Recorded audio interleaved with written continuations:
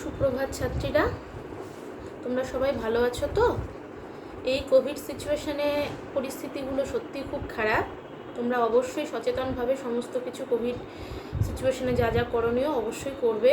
তোমাদের সকলেরই জানা আছে কী কী করণীয়, সেগুলো অবশ্যই পালন করবে। তার সাথে সাথে পড়াশোনাটা করবে, আর বাড়ি থেকে বেরোনোর চেষ্টাটা টোটালি বন্ধ করে দিতে হবে এখন। আচ্ছা, যাই হোক, পড়াশোনাতে আসি। গতদিন আমি পড়িয়েছিলাম হারিয়ে যাওয়া কালি কলম থেকে। অর্ধেকটা পড়ানো হয়েছিল, আমার সম্পূর্ণ পড়ানো হয়নি, অর্ধেক পড়ানো হয়েছিল। আচ্ছা, এরপর থেকে বাকিটা আমি পড়িয়ে দিই আজকে।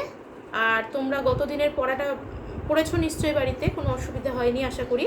যদি অসুবিধা হয়ে থাকে অবশ্যই কমেন্টে জানাবে, আমি তোমাদের নতুন করে ভিডিও করে সেই প্রশ্ন অনুযায়ী তোমাদের উত্তর দেওয়ার চেষ্টা করব। অবশ্যই দিয়ে দেবো, তোমাদের অসুবিধে হবে না। আচ্ছা, আজকে তারপর থেকে পড়াই। আমার মনে পড়ে ফাউন্টেন কেনার কথা। লেখক বলছেন তার মনে পড়ছে ফাউন্টেন যখন তিনি কিনেছিলেন সেই সময়ের কথা। দ্বিতীয় বিশ্বযুদ্ধের বেশ কয়েক বছর পরের ঘটনা। আচ্ছা, দ্বিতীয় বিশ্বযুদ্ধ কখন হয়েছিল? দ্বিতীয় বিশ্বযুদ্ধ হয়েছিল 1939 খ্রিস্টাব্দ থেকে 1945 খ্রিস্টাব্দ পর্যন্ত চলেছিল। আচ্ছা, এই সময় কি ঘটনা ঘটেছিল? মুসোলিনো আর হিটলারের মতো শক্তির উত্থান পতন ঘটেছিল ইংরেজদের অধীনে এই সময়টাতে। সেই সময়ের ঘটনা এখানে বলা হচ্ছে, সেই সময়ের কয়েক বছরের পরের ঘটনা। কলকাতার কলেজ স্ট্রিটের একটা নামি দোকানে গিয়েছি একটা ফাউন্টেন পেন কিনবো বলে। লেখক গেছেন কলেজ স্ট্রিট। তোমরা নিশ্চয়ই সবাই না গিয়ে থাকলেও চেনো, নামটা শুনেছো কলেজ স্ট্রিটের। আর হচ্ছে যারা গিয়েছো তারা তো চেনোই কলকাতাতে। তো সেখানে ফাউন্টেন পেন কিনতে গেছেন তিনি। দোকানি জানতে চান কি কলম। ব্যাস, ভ্যাবা চাকা খেয়ে গেলাম। বলছেন লেখক কলম কিনতে গেছেন, দোকানে জানতে চাইছেন কি কলম নেবেন আপনি বলুন এবারে। এইটা যখন জানতে চেয়েছেন তখন লেখক পুরোপুরি রূপে ভ্যাবা চাকা খেয়ে গেছেন, মানে কিং কর্তব্য বিমূঢ়। উনি কী করবেন কী বলবেন বোকা সেজে গেছেন বলা যেতে পারে। তিনি আউড়ে চলেছেন Parker, Sheaffer, Waterman, Swan, Pilot, কোনটার কী দাম সঙ্গে সঙ্গে তাও তিনি মুখস্থ বলতে লাগলেন। তিনি আউড়ে চলেছেন কে? দোকানদার, কলমের দোকানদার। তিনি পেনের যে কোম্পানিগুলো, ফাউন্টেন পেনের যে কোম্পানিগুলো, সেগুলোর নাম তিনি বলতে শুরু করেছেন। কি কি? পার্কার, সেফার্ড, বলছে পার্কার নেবেন, সেফার্ড নেবেন, ওয়াটারম্যান, সোয়ান, পাইলট। আমার মুখের দিকে তাকিয়ে তিনি বুঝতে পারলেন আমার পকেটের অবস্থা। মানে তিনি তো তার সাথে সাথে দামগুলো বলেছেন। এবার লেখকের পকেটের অবস্থা খুব একটা ভালো নেই, যার জন্য তার মুখটা অনেকটা পাংশুটে হয়ে গেছে হয়তো।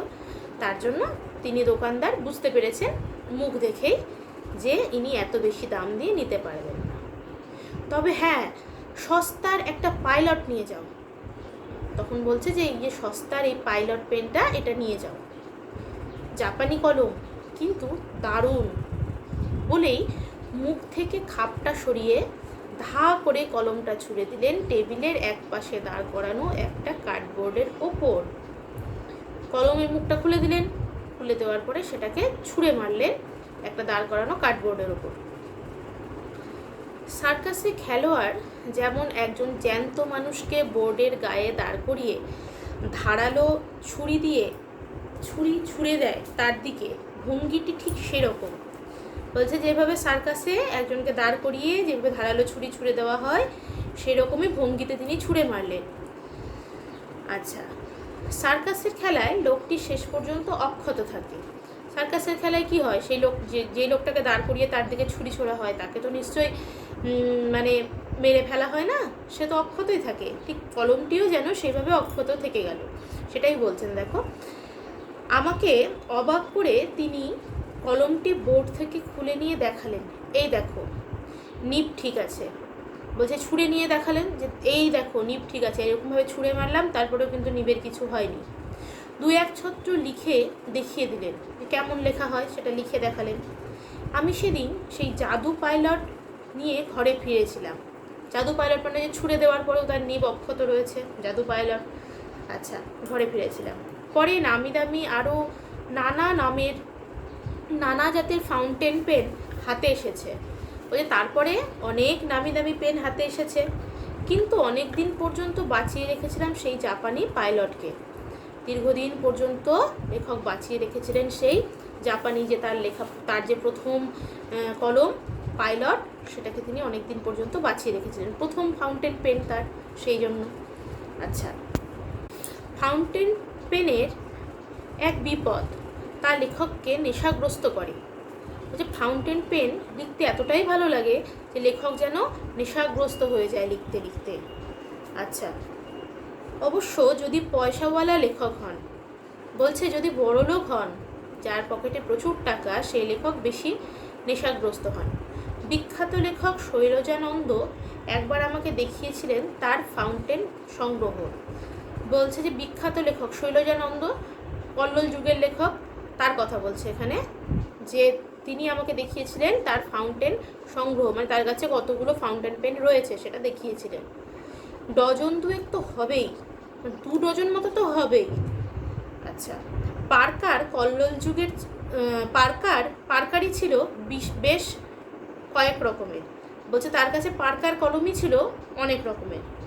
শৈলজানন্দ বলেছিলেন এই নেশা পেয়েছি আমি শরৎদার কাছ থেকে।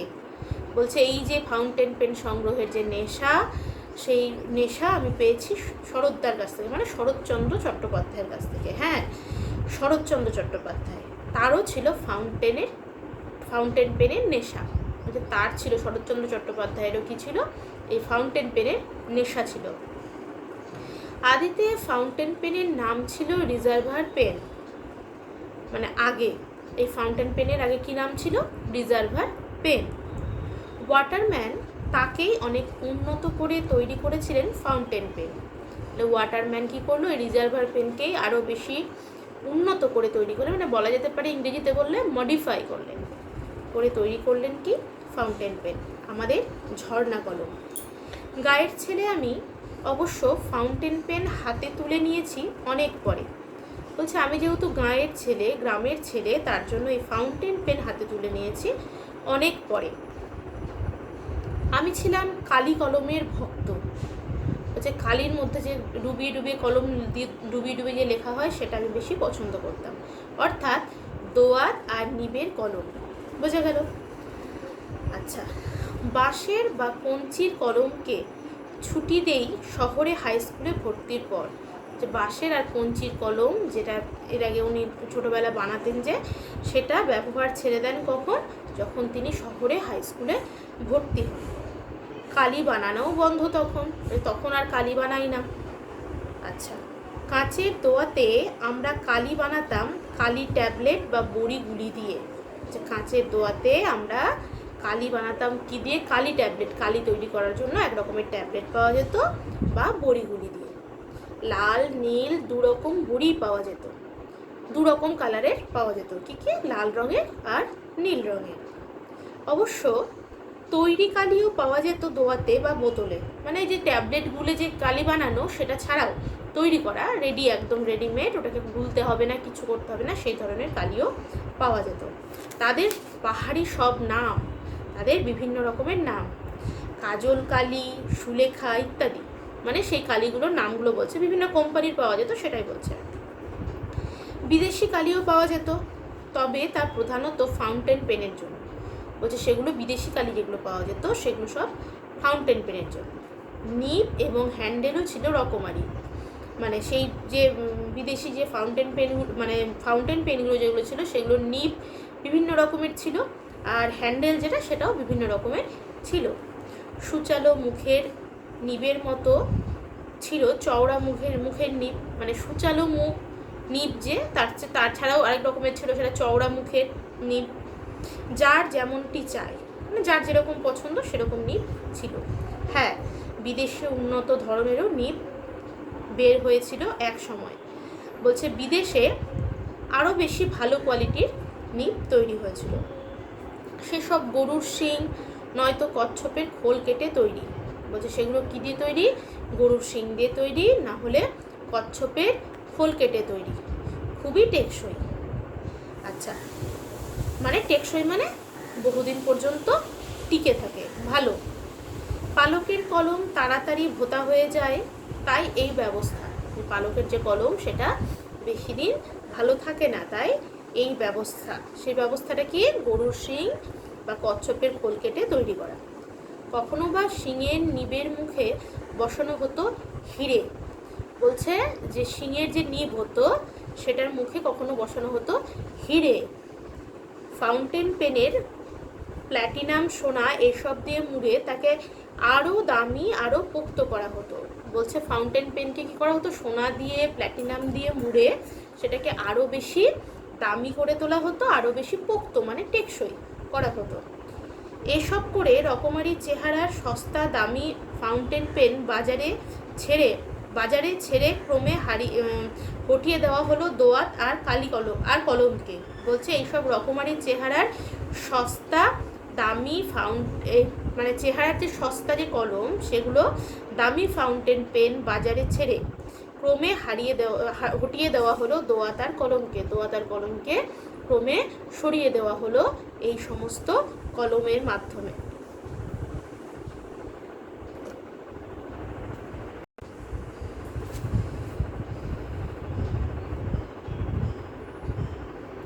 আমরা যখন কলেজে পড়ছি তখন বলতে গেলে সব পড়ুয়ার পকেটেই ফাউন্টেন পেন।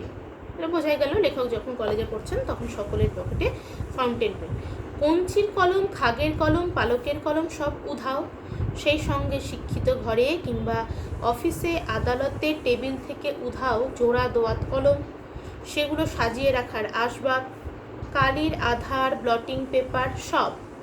একসময় লেখা শুকনো হতো বালি দিয়ে। বলছে লেখাকে শুকনো করা হতো কি দিয়ে? বালি দিয়ে। পরে ব্লটিং পেপারে কি হয়, যদি মানে এক্সট্রা কালি পড়ে যায় সেটা শুষে নেয় ব্লটিং পেপার, তো পরে সেটা এসেছে।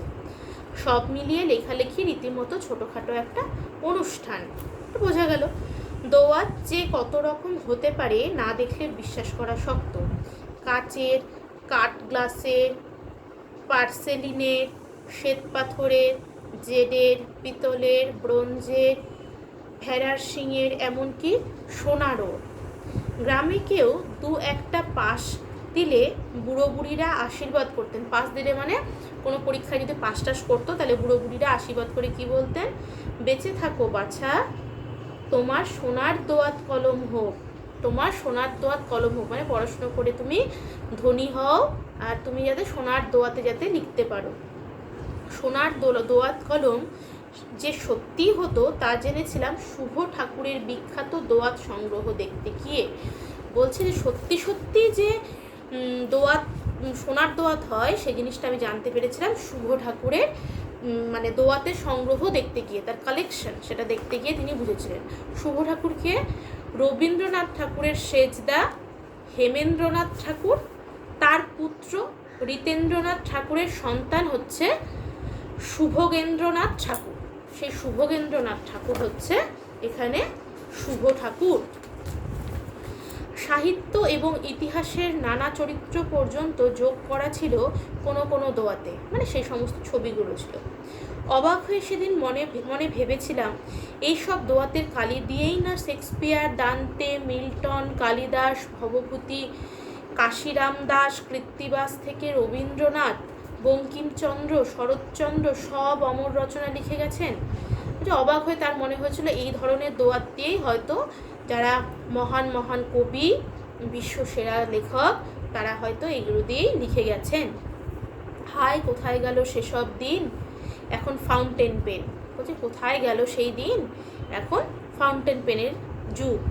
ক্রমে তাও বুঝি বা যায়। বলছে ক্রমে এখন সেটাও যায় করছে। এখন বল পেন বা ডট পেন, মানে এখন যে কলম দিয়ে আমরা লিখি ডট পেন, সেটাই বলছে এখন বল পেন বা ডট পেন। এক রোগা লিকলিকে রিফিলে কে কত দূর দৌড়াতে পারে তা নিয়ে তার গর্ব। মানে ডট পেনের রিফিলগুলো কীরকম হয়? একদম পাতলা পাতলা সরু সরু, সেটা নিয়ে কে কত দূর দৌড়াতে পারে, মানে কত দিন চলতে পারে। যে কালি বেশি দিন চলে সেটা বেশি বিক্রি হয়, তাই বলছে সেটা নিয়েই তার গর্ব। ফাউন্টেন পেনও অবশ্য কম যায় না। একটা বিদেশি কাগজে ফাউন্টেনের বিজ্ঞাপনে দেখেছিলাম ওদের তহবিলে নাকি রয়েছে 700 রকম নিপ। বলছে নিপই নাকি 700 রকমের রয়েছে। যারা গান চর্চা করেন তাদের জন্য, যারা শ্রুতি লেখক মানে শুনে শুনে যারা লেখে, বা স্টেনোগ্রাফার, শ্রুতি লেখককে কি বলা হয় ইংরেজিতে? স্টেনোগ্রাফার, তাদের জন্য রয়েছে। যারা বাঁ হাতে লেখেন তাদের জন্য। আমরা সচরাচর কি ডান হাতে লিখি, কিন্তু কেউ কেউ বাঁ হাতে লেখে, তাদের যাতে লেখার সুবিধা হয় তাদের জন্য নাকি উপযুক্ত নিপ তৈরি হয়েছে। এক কথা সব ধরনের লেখকের জন্য আলাদা আলাদা নিপ, যে এক কথাতে সব ধরনের লেখকের জন্য অন্য অন্য রকমের নিপ রয়েছে। যন্ত্রযুগ সকলের দাবি মেটাতেই তৈরি। বোঝাই যাচ্ছে যে এখন যন্ত্রের যুগ, সবার সব রকম দাবি মেটানোর জন্য সে প্রস্তুত। হ্যাঁ, টাকার কুমিরদের খুশি করারও ব্যবস্থা আছে তাদের হাতে।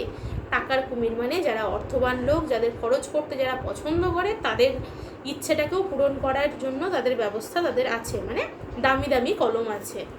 একটি কলমের দাম ধার্য হয়েছে 2500 পাউন্ড, মানে একটা কলমের দাম 2500 পাউন্ড। এবার 1 পাউন্ড মানে কি? সমান 75 টাকা, মানে সেই সময় 75 টাকা হচ্ছে 1 পাউন্ড। হিসাব করে দেখো কত টাকা, মানে প্রচণ্ড দামি কলম। সে কলমে সোনার অঙ্গ হীরের হৃদয়, মানে সোনা দিয়ে মোড়া আর হিরে বসানো, সোনায় গড়া হিরে বসানো। জড়োয়ার কলমের দাম তো হবেই, পরে সোনা দিয়ে মোড়ানো আর হিরে দিয়ে সাজানো, জড়োয়ার যেরকম সেট হয়, কানের দুল গয়না হার সেরকম ধরনের, সে দাম তো হবেই। দামি বল পয়েন্টও আছে বটে, বলছে দামি বল পয়েন্ট রয়েছে। আশ্চর্য, সবই আজ অবলুপ্তির পথে। বলে এখন এই সব কিছুই অবলুপ্তির পথে চলে যাচ্ছে। কম্পিউটার তাদের জাদুঘরে পাঠাবে বলে যেন প্রতিজ্ঞা করেছে। বলছে কম্পিউটার কী করেছে? যেন জাদুঘরে পাঠাবে, অর্থাৎ কম্পিউটারের দৌরাত্ম্যে এই সমস্ত কলমের ব্যবহার দিনে দিনে কমে যাচ্ছে। এবং সেগুলো হয়তো, যেগুলো ঐতিহাসিক জিনিস দেখার জন্য আমরা সবাই কোথায় যাই? জাদুঘরে যাই। এই কলমকে হয়তো এই কম্পিউটার ঐতিহাসিক জিনিসে পরিণত করবে এবং আমরা হয়তো জাদুঘরেই দেখতে যাব এই সমস্ত কলমকে। ফলে আমার মতো আরও কেউ কেউ নিশ্চয়ই বিপন্ন বোধ করছেন, মানে লেখক বিপন্ন বোধ করছেন, কারণ তার কলম নিয়ে প্রচুর স্মৃতি, তার কলম দিয়ে লেখার বিষয়ে তার যে বিষয়গুলো উনি বলেছেন, কিভাবে তিনি কলমের কালি তৈরি করতেন, কলম তৈরি করতেন, পরবর্তীতে ফাউন্টেন পেন কিনতে যাওয়ার অভিজ্ঞতা, সমস্ত কিছু মিলিয়ে এক কথায় বলা যেতে পারে তিনি সেই ব্যাপারটাতে যথেষ্ট ইমোশনাল ছিলেন। সেইখানে বলছে যে আমার মতো তিনি এই কলমের যেহেতু ধীরে ধীরে ধীরে ধীরে ব্যবহার কমে যাচ্ছে কম্পিউটারের দৌরাত্ম্যে, তাই তিনি কিছুটা হলেও নিরাপত্তাহীনতায় ভুগছেন, শুধু কলম হারিয়ে যাবে ভেবে, মানে কলমের অস্তিত্ব বিপন্ন হচ্ছে। তা লেখক নিজেও বিপন্ন বোধ করছেন। বলছে আমার মতো হয়তো অনেকেই বিপন্ন বোধ করছেন। মানুষের হাত থেকে যদি কেড়ে নেওয়া হয় কলম, যদি হাতের লেখা মুছে যায় চিরকালের জন্য, তবে কি আর রইল? বলছে যদি মানুষের হাত থেকে কলম কেড়ে নেওয়া হয়, তাহলে তার মনের ভাব প্রকাশ করে কার মাধ্যমে? কলমের মাধ্যমে।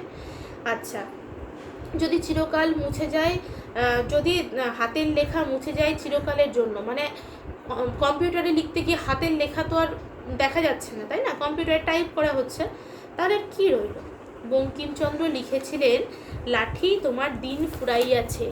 বলছে কি, বঙ্কিমচন্দ্র চট্টোপাধ্যায় কি লিখেছিলেন? যে লাঠি তোমার দিন ফুরাইয়াছে, মানে ফুরিয়েছে। বঙ্কিমচন্দ্র কোথায় লিখেছিলেন বলো তো? দেবী চৌধুরানী উপন্যাসের 3য় খণ্ডের 1ম পরিচ্ছেদে লিখেছিলেন হায় লাঠি তোমার দিন গিয়াছে। যে হায় লাঠি তোমার দিন গিয়াছে, এটাকেই শ্রীপান্থ একটু অন্যরকমভাবে বলেছে, লাঠি তোমার দিন ফুরাইয়াছে। সেখানে কি হয়েছিল? দেবী চৌধুরানী তো ছিলেন খুব ভালো একজন লেঠেল, এক কথাতে মানে খুব ভালো লাঠি চালাতে পারতেন।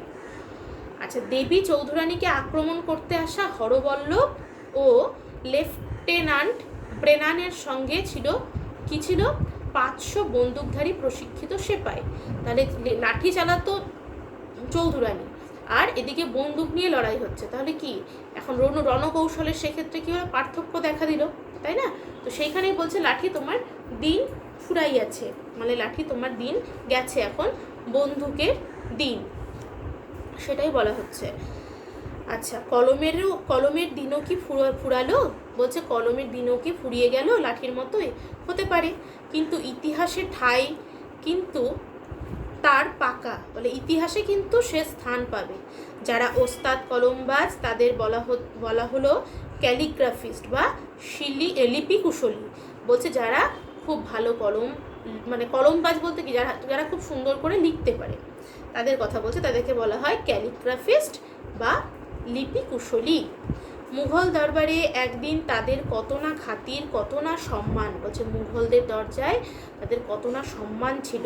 শুধু মুঘল কেন, বিশ্বময় সব দরবারেই আমাদের এই বাংলা মুলুকেও রাজা জমিদাররা লিপি কুশলীদের গুণী বলে সম্মান করতেন, তাদের ভরণ পোষণের ব্যবস্থা করতেন। সাধারণ গৃহস্থও লিপিকরদের ডেকে পুঁথি নকল করাতেন।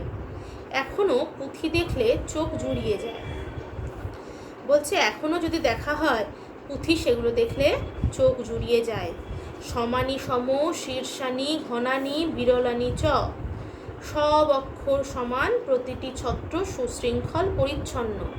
বলছে সমস্ত অক্ষরগুলো সমান করে এগুলো লেখা হয়েছে, আর সুশৃঙ্খল মানে সুন্দরভাবে সাজানো আর পরিষ্কার পরিচ্ছন্ন। এক একজনের যাকে বলে মুক্তোর মতো হস্তাক্ষর, মানে এতটা সুন্দর হস্তাক্ষর, অথচ কত সামান্যই বা রোজগার করতেন ওরা। বলছে তারা কতই বা টাকা পেতেন, সামান্য রোজগার করতেন, কিন্তু তাদের কত সুন্দর হস্তাক্ষর।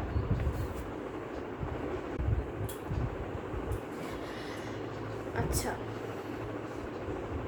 4 খণ্ড রামায়ণ কপি করে একজন লেখক অষ্টাদশ শতকে পেয়েছিলেন নগদ 7 টাকা। মানে অষ্টাদশ শতকে তিনি কত টাকা পেয়েছিলেন? নগদ 7 টাকা। কিছু কাপড় আর মিঠাই, নগদ 7 টাকা পেয়েছিলেন। 4 খণ্ড রামায়ণ কপি করে, তারপরে কি পেয়েছিলেন? অষ্টাদশ শতকে 7 টাকা পেয়েছিলেন, কিছু কাপড় আর মিঠাই মানে মিষ্টি। এক সাহেব লিখে গেছেন 19 শতকে 12 আনায় 32,000 অক্ষর লেখানো যেত। 32,000 অক্ষর লিখতে তার কত টাকা তিনি পেতেন? 12 আনা। আচ্ছা, তবু পুঁথির কত মাহাত্ম্য। 12 আনা মানে কিন্তু 1 টাকাও না, 16 আনাতে 1 টাকা। তাই বলছে যে অত টাকা তিনি পেতেন, তার মজুরিটা এখানে বলা হয়েছে। তবু পুঁথির কত না মাহাত্ম্য, তাকে ঘিরে লিপিকরদের কত না গর্ব। অনেক পুঁথিরই খবরদার, এ পুঁথি যেন কেউ চুরি করার চেষ্টা না করে। আচ্ছা, কি বলছে যে সেই পুঁথির কত মাহাত্ম্য, মানে কত তার মানে মহিমা। আচ্ছা, তাকে ঘিরে লিপিকরদের কত না গর্ব, মানে যে যারা লিখেছে নিজেদের হাতে তাদের গর্ব, অবশ্যই গর্বের বিষয়, গর্ব। অনেক পুঁথিরই খবরদার, এই পুঁথি যেন কেউ চুরি করার চেষ্টা না করে, মানে খুব যত্নে সযত্নে লেখা, সেটা যেন চুরি করার চেষ্টা কেউ না করে। কলমকে বলা হয় তলোয়ারের চেয়েও শক্তিধর, মানে কলমকে তলোয়ারের চেয়ে বেশি ধারালো বলা হয়। কেন বলা হয়? কারণ তলোয়ার দিয়ে মানুষকে মারা হয়, কিন্তু কলমের মাধ্যমে আমরা আমাদের মনের ভাব লিখে প্রকাশ করি, এবং প্রত্যেকটি মানুষের মনের মধ্যে সে পরিবর্তন আনতে সক্ষম কলম, যেটা তলোয়ার দিয়ে কখনোই সম্ভব নয়। একটা যুগকে পরিবর্তন করতে পারে কলম, অর্থাৎ লেখার মাধ্যমে মানুষের মধ্যে যদি সচেতনতা, এবং যদি লেখার মাধ্যমে যুগের কিন্তু পরিবর্তন ঘটানো সম্ভব। তাই বলা হচ্ছে যে কলমকে কিন্তু তলোয়ারের চেয়েও শক্তিধর বলা হয়। ফাউন্টেন পেনও হয়তো আভাসে ইঙ্গিতে তাই বলতে চায়। বলছে যে কলম ফাউন্টেন পেনও বলে যে তলোয়ারের চেয়ে কলম বেশি ধারালো, কারণ ফাউন্টেন পেনের নিবটা বেশ ধারালো। এখানে লেখক বেশ রসিকতা করেই বলেছেন, কেননা অনুষঙ্গ হিসেবে ব্যারেল, কার্টিজ এইসব শব্দ শোনা যায়, কিন্তু কদাচিৎ বারুদের গন্ধ কানে পৌঁছয়। আচ্ছা, অন্যদিকে ইতিহাসে কিন্তু অনেক পালকের কলমধারীকে সত্যি কখনো কখনো তলোয়ারের হাতে লড়াই করতে হয়েছে ক্রূর কিংবা মিথ্যাচারী প্রতিপক্ষের সঙ্গে। এটা ইতিহাসে কলমধারীকে, যারা পড়াশুনো করতো, যারা লেখালেখি করতো, সেই সমস্ত লোকজনকে কখনো তলোয়ার হাতে নিয়ে অন্যায়ের বিরুদ্ধে লড়াই করতে হয়েছে। কলকাতার ইতিহাসেও এ ধরনের ডুয়েল বা দ্বৈরথের কাহিনী রয়েছে। সুতরাং যখন দেখি এত পরিবর্তনের মধ্যেও কেউ কলম আঁকড়ে পড়ে আছেন, তখন বেশ ভালো লাগে। বলছে এত কিছু পরিবর্তন হয়েছে, তারপরেও যখন কেউ কলম আঁকড়ে পড়ে আছেন, কলমকে রক্ষা করছেন, কলমেই লিখছেন, তখন ভাবতে বেশ ভালো লাগে। ভাবতে ভালো লাগে আমাদের কালের অধিকাংশ লেখকই এখনও কলমে লেখেন। বলছে এটাও ভাবতে ভালো লাগে যে আমাদের এই যে শ্রীপান্থর সময়ের যে সমস্ত অধিকাংশ লেখক তারা সকলেই কলমেই লেখেন। অনেক ধরে ধরে টাইপরাইটারে লিখে গেছেন মাত্র একজন। বলছে অনেকক্ষণ ধরে ধরে ধরে টাইপরাইটারে লিখেছেন একজন। তিনি কে? অন্নদাশঙ্কর রায়। গত কবছর ধরে কবি সুভাষ মুখোপাধ্যায়ও টাইপরাইটার ধরেছেন। টাইপরাইটার কে ধরেছেন? কবি সুভাষ মুখোপাধ্যায়। আর কে লিখেছিলেন? অন্নদাশঙ্কর রায়। অন্যরা প্রায় সবাই লিখেছেন কলমে, লিখছেন কলমে, অবশ্য ফাউন্টেন পেন কিংবা বল পেনে। তারা লিখছে অবশ্য ফাউন্টেন পেন দিয়ে কিংবা বল পেন দিয়ে। সম্ভবত শেষ পর্যন্ত নিবের কলমের মান মর্যাদা বাঁচিয়ে রেখেছিলেন একমাত্র সত্যজিৎ রায়। বলে সত্যজিৎ রায়ই হয়তো একমাত্র মান মর্যাদা বাঁচিয়ে রেখেছিলেন, মানে তিনি নিবের কলমে লিখতেন। তার অনেক সুস্থ সুন্দর নেশার একটি ছিল লিপি শিল্প।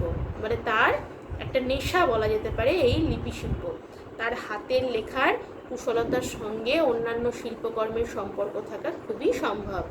বলছে তার লেখার যে কুশলতা, তিনি খুব সুন্দর করে লিখতেন, খুব আর্টিস্টিকভাবে লিখতেন, সেই বিষয়ের সাথে শিল্পকর্মের সাথে অন্যান্য শিল্পকর্মের সাথেও তার সম্পর্ক ছিল।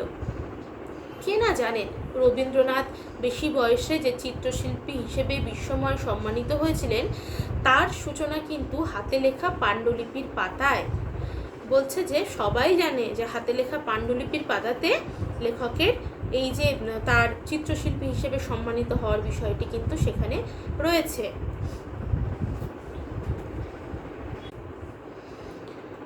অক্ষর কাটাকুটি করতে গিয়ে আনমনে রচিত হয়েছিল ছন্দবদ্ধ সাদা কালো ছবি। বলে লেখক রবীন্দ্রনাথ ঠাকুরের তোমরা যদি লেখাগুলো দেখে থাকো, মূল লেখাগুলো, তাহলে বুঝতে পারবে যে লেখাগুলো কি আছে, পুরোটা লিখেছেন তার হাতে যেগুলো লেখা সেটা দেখলেই বুঝতে পারবে যে কেটে কেটে সেগুলোকে গোল গোল করে আবার সেগুলো দিয়ে আবার ছন্দবদ্ধ ছবিও হয়ে গেছে কাটাকাটি করতে গিয়ে। কম্পিউটারও নাকি ছবি আঁকতে পারে, কিন্তু সে ছবি কতখানি যন্ত্রের আর কতখানি শিল্পীর।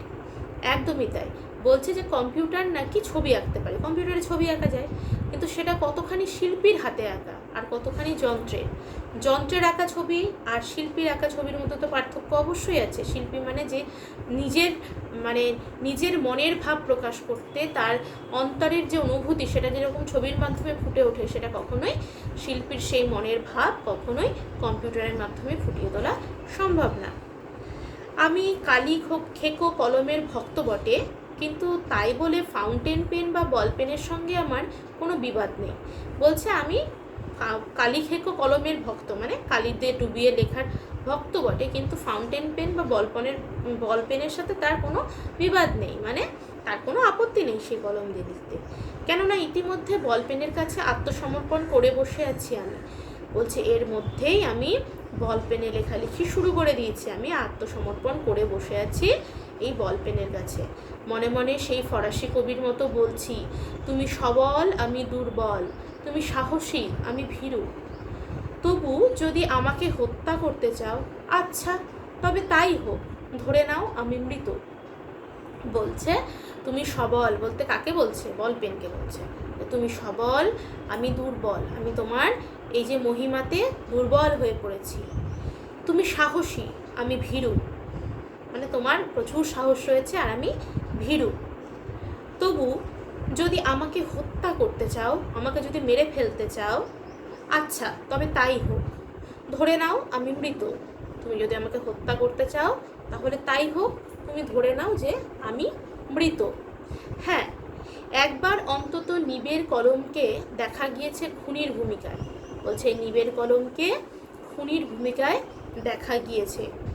কীরকমভাবে সেই গল্পটা এখানে বলছে। অসাধারণ লেখক, তোমার আমার সকলের প্রিয় কঙ্কাবতী ডমরুধর এর স্বনামধন্য লেখক ত্রৈলোক্যনাথ মুখোপাধ্যায় মারা গিয়েছিলেন নিজের হাতের কলম হঠাৎ অসাবধানতাবশত বুকে ফুটে গিয়ে। বলছে কি যে ত্রৈলোক্যনাথ মুখোপাধ্যায় মারা গিয়েছেন ওই নিবের কলমের, মানে সকলের প্রিয় সেই ত্রৈলোক্যনাথ মুখোপাধ্যায় মারা গিয়েছিলেন কি নিজের হাতের কলম অসাবধানতাবশত ফুটে গিয়েছিল তার শরীরে। সেই আঘাতেই পরিণতি নাকি তার মৃত্যু, বলে সেই কলমের আঘাতেই তিনি মারা গিয়েছিলেন। তো এখানে বলছে যে এখানে কলম যেন খুনির ভূমিকা পালন করেছে। আচ্ছা, যাই হোক, তোমাদের এই লেখাটাকে গল্পটা কিন্তু পড়ানো হয়ে গেল, ঠিক আছে? হারিয়ে যাওয়া কালি কলম পড়িয়ে দিলাম, সম্পূর্ণটাই পড়ানো হয়ে গেছে। আশা করি বুঝতে অসুবিধে হবে না। তারপরেও আমি বারবারই বলেছি তোমাদের, যদি কোনো অসুবিধে হয় অবশ্যই কমেন্ট বক্সে জানাবে, কমেন্ট করে জানাবে। আমি তোমাদের পরবর্তী ভিডিও করার চেষ্টা করব সেই তোমাদের প্রশ্ন অনুযায়ী। আচ্ছা, তাহলে এই গল্পটা পুরোটা পড়ো।